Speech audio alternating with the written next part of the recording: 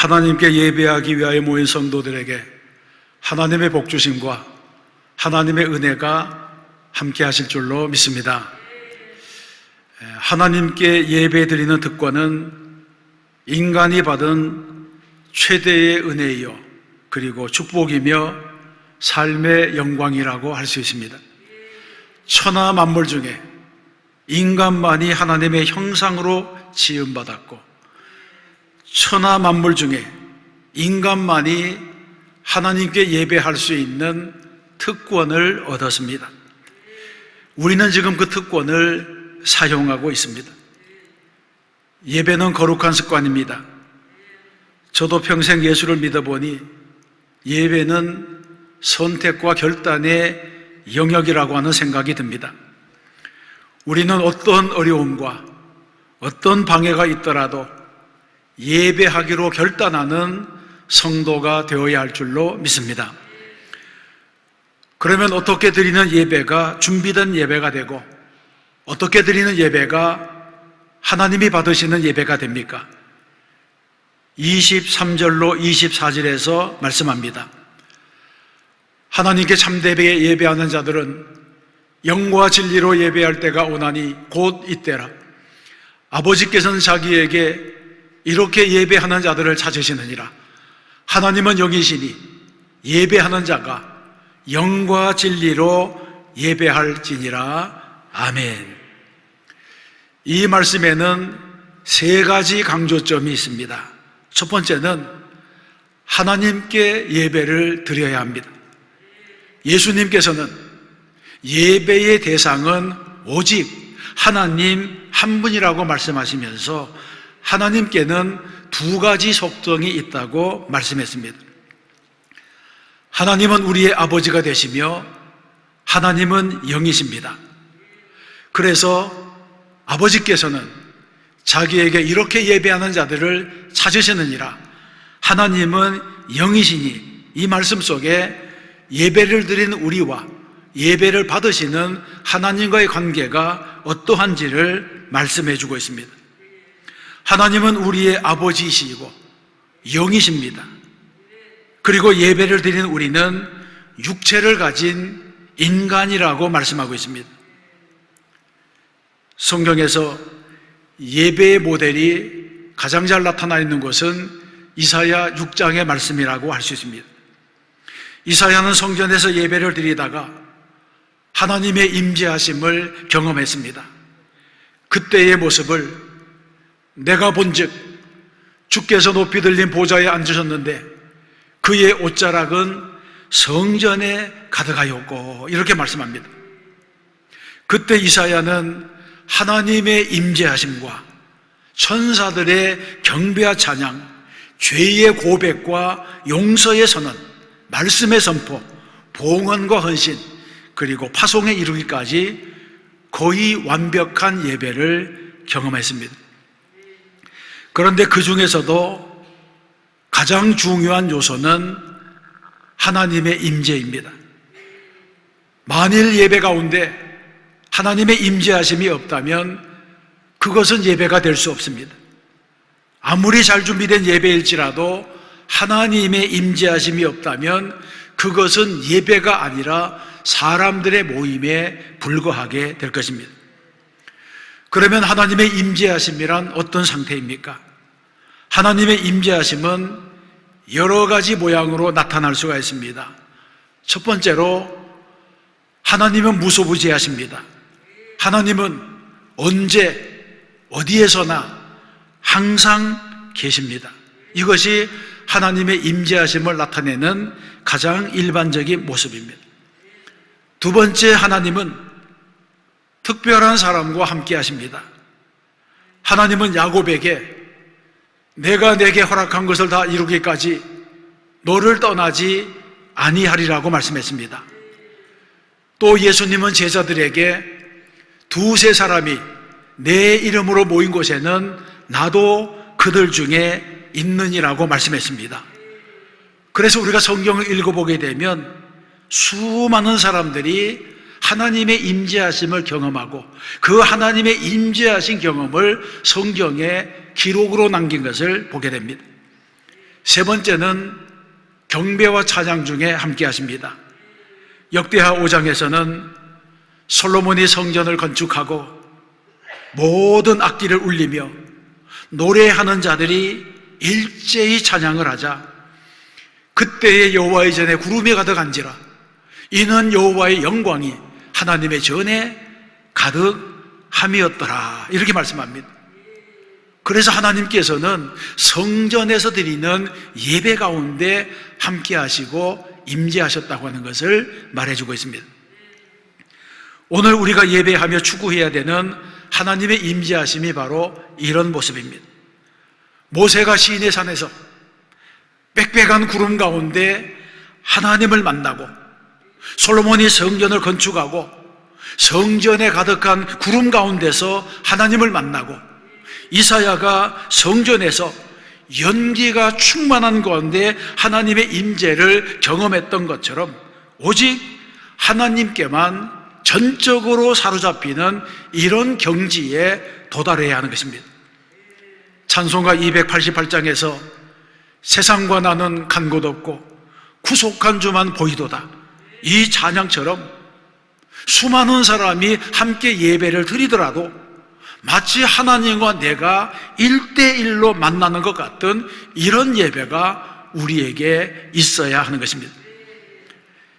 이사야는 성전에 계시는 하나님을 보고는 화로 다 나여 망하게 되었도다, 나는 입술이 부정한 사람이요 나의 입술이 부정한 백성 중에 나는 입술이 부정한 백성 중에 거하면서 만군의 여호와이신 왕을 배웠음이로다, 이렇게 고백하고 하나님 앞에 엎드리고 하나님의 말씀에 아멘으로 화답했습니다. 이처럼 예배라고 하는 것은 하나님과 나와의 인격적인 만남이고 하나님 앞에서 내가 죄인임을 인정하는 일이고 오직 하나님만을 섬기겠다고 다짐하는 일입니다. 그러므로 우리는 하나님께 예배할 때마다 하나님의 임재하신 가운데 드리는 예배가 우리 가운데 일어나게 해야 될 줄로 믿습니다. 두 번째 살필 것은 우리의 몸이 예배의 처소가 되어야 합니다. 수가성의 여인이 예수님께 물었습니다. 우리 조상들은 이 산에서 예배하였는데 당신들의 말은 예배할 곳이 예루살렘에 있다 하더이다, 그렇게 말하고 있습니다. 여인은 지금 예수님을 선지자로 여기고 어디에서 예배를 드려야지 하나님께서 받으시느냐고 물었습니다. 당시 남유다는 예루살렘의 성전을 가지고 있었습니다. 그런데 북이스라엘 사마리아는 그리심산에 자신들의 성전을 따로 지었습니다. 사마리아 사람들이 아수르인들과 혼혈이 되었기 때문에 유대인들이 그들을 이방인처럼 차별해서 이런 일이 생겼습니다. 수가성의 여인은 사마리아 사람입니다. 아마도 이 여인은 자주 그리심산에 올라가서 하나님께 예배를 드렸을 것입니다. 거기에 가서 속죄의 제사도 드리고 화목제를 드렸을 것입니다. 그래도 자신의 형편이 조금도 나아지지 않았습니다. 제사의 응답이 없었습니다. 회개도 해보고 울어도 보고 속죄의 제사를 드려보기도 했지만 죄사함의 확신이 없었습니다.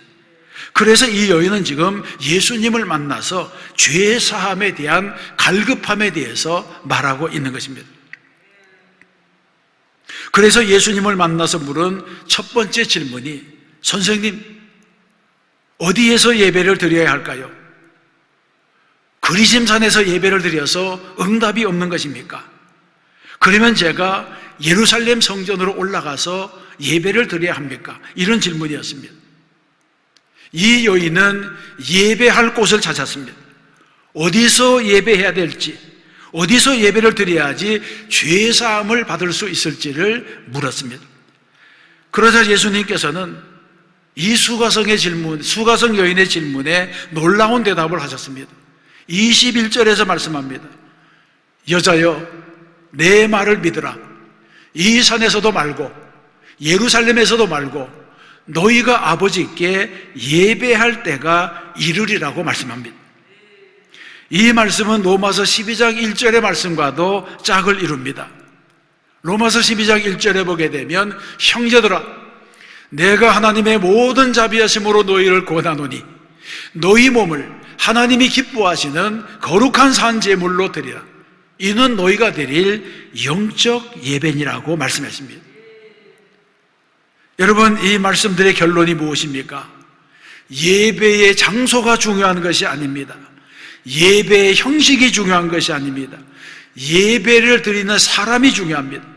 창세기에 보게 되면 가인과 아벨이 하나님께 예배를 드렸을 때에 하나님께서 아벨의 제사는 받으시고 가인의 제사는 받지 않았습니다. 무엇이 문제입니까? 제물의 문제입니까? 그렇지 않습니다. 창세기에서는 분명히 그 차이를 말씀했습니다.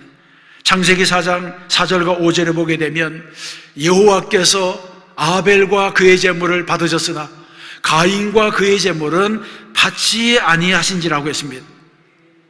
이 말씀에서 중요한 포인트는 과라고 말하는 엔드입니다.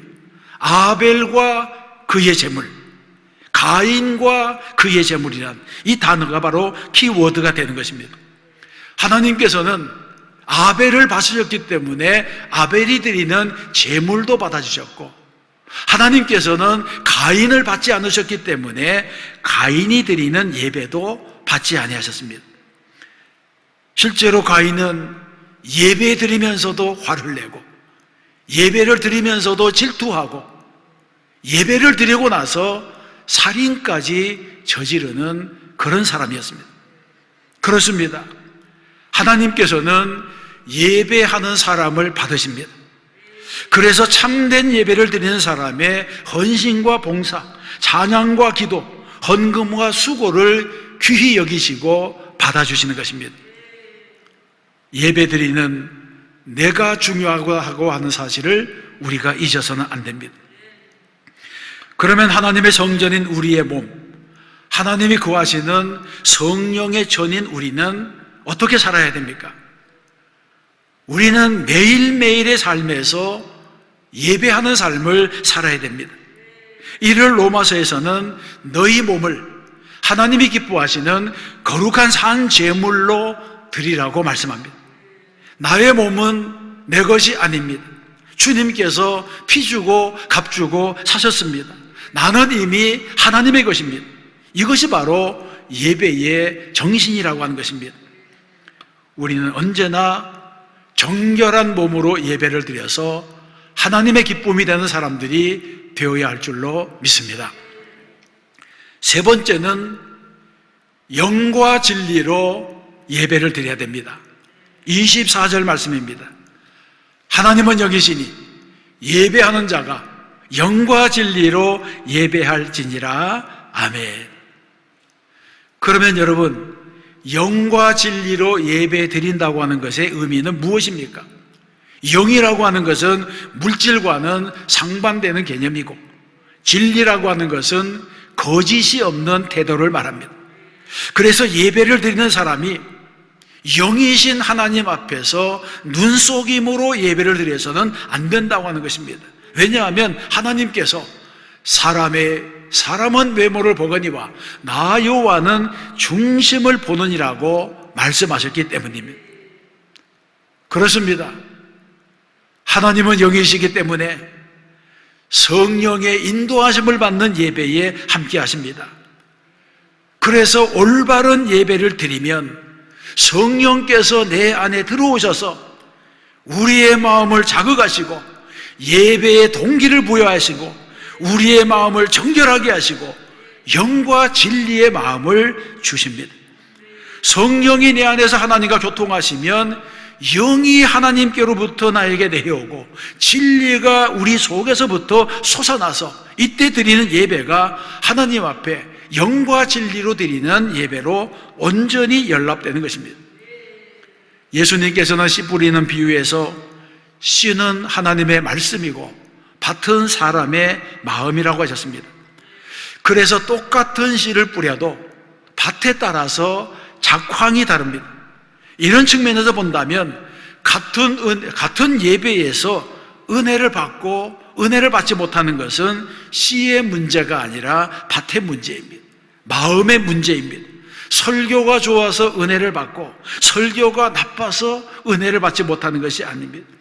건강한 사람은 음식을 가리지 않고 잘 먹습니다. 무엇을 먹더라도 소화를 잘 시킵니다. 그러나 입이 짧은 사람, 건강하지 못한 사람, 편식하는 사람은 같은 음식을 앞에 두고도 말이 많은 것입니다. 이것은 자신이 병들었다고 하는 것을 드러내는 것과 같습니다. 여러분, 예배도 마찬가지입니다. 우리가 예배를 드릴 때에 오직 하나님만을 주목하고 하나님 중심으로 예배를 드리게 되면, 이렇게 예배를 드리는 사람은 내 기분과는 상관이 없이 최고의 예배를 드릴 수가 있습니다. 어떤 예배에서도, 무슨 설교에서라도 은혜를 받고야 말겠다고 하는 이런 자세를 가지면 하나님께서 은혜를 주시는 것입니다. 진정한 예배자는 품평회를 하는 사람이 아닙니다. 누가 나를 예배의 감독자로 세웠습니까? 나는 감독자가 아니라 예배자가 되어야 합니다. 중요한 것은 이 예배자의 마음입니다. 나의 중심이 중요하다고 하는 것을 말씀하고 있습니다. 그러면 하나님이 받지 아니하시는 예배는 어떤 예배입니까? 이사야서에 보게 되면 이 백성이 입으로는 나를 가까이하며 입술로는 나를 공경하나 그들의 마음은 내게서 멀리 떠났다, 이렇게 말씀합니다. 마음이 따르지 아니하는 예배, 영과 진리가 없는 예배는 가치 없는 예배가 될 것입니다. 우리 모두 온전한 예배를 하나님께 드리는 성도가 되어야 합니다. 하나님께서는 형식과 외식을 싫어하십니다. 예배에 감격이 없는 신앙은 주일날마다 갈등이 일어납니다. 오늘 교회에 갈까 말까, 가자니 귀찮고 안 가자니 게름직하고, 이런 사람은 예배를 드려도 감격이 없습니다. 그러다 보니 늘 시간이 늦어서 뒷자리를 차지합니다. 여러분, 요즘처럼 코로나로 예배가 무너지고 나니 이 예배가 회복되는데 얼마나 많은 시간이 걸리고 얼마나 많은 어려움이 있습니까? 그러므로 우리는 예배를 소중히 여겨야 됩니다. 그런데 인간의 본성은 예배를 싫어합니다. 좀 더 자자, 좀 더 졸자, 손을 모으고 좀 더 누워있자, 이런 것이 바로 인간의 본성입니다. 우리가 예배 드릴 수 없는 수백 가지의 핑계를 찾는다고 하더라도 하나님께서는 그것을 인정하지 아니하실 것입니다. 사랑하는 성도 여러분, 우리는 모두 영과 진리로 예배하는 사람들이 되어야 합니다. 방관자가 아니고 청중이 아니라 예배자가 되어야 됩니다. 그리고 우리 교회 어느 곳인가 나의 희생과 나의 땀이 스며들기 위해서 하나님이 기뻐하시는 산제물이 되어야 합니다. 하나님께서는 예배하는 자를 찾으신다고 했는데 하나님이 찾으시는 그 사람이 바로 내가 되어야 할 것입니다. 우리는 무슨 일이 있더라도 주일을 성수하고 하나님과 약속한 시간을 어기지 아니하겠다고 하는 결단을 해야 됩니다. 성경에서 말씀합니다. 하나님을 가까이 하라. 그리하면 너희를 가까이 하시리라고 했습니다. 여러분, 승리의 비결이 어디 있습니까? 승리의 비결은 하나님을 가까이 해서 영과 진리로 예배를 드리고, 또 그리고 하나님을 가까이 해서 올바른 예배로 하나님께 올려드리는 이런 예배가 승리의 비결이 될 것입니다. 한 번 사는 인생입니다. 어떻게 살아야 하겠습니까? 예배로 하나님께 헌신하기로 결단하시기 바랍니다. 하나님께서는 우리로 하여금 구령의 열정에 불타게 하시고 우리 교회를 통해서 수많은 영혼을 구원하시고 이 땅에 선한 영향력을 펼치게 하실 줄로 믿습니다. 또 한 주간 믿음으로 살아 승리하시고 삶의 현장에서 그리스도의 증인이어서 여러분의 삶이 예배가 되는 복된 삶을 사시기를 바랍니다. 하나님의 은혜가 함께 하실 줄로 믿습니다.